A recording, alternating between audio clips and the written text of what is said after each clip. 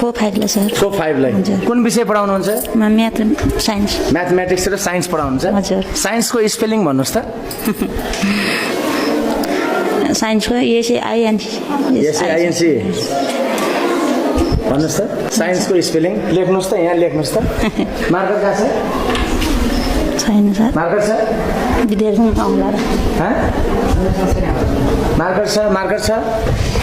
छैन ल म्याडम दिनु त ल लेख्नुस् त म्याडम साइन्सको स्पेलिङ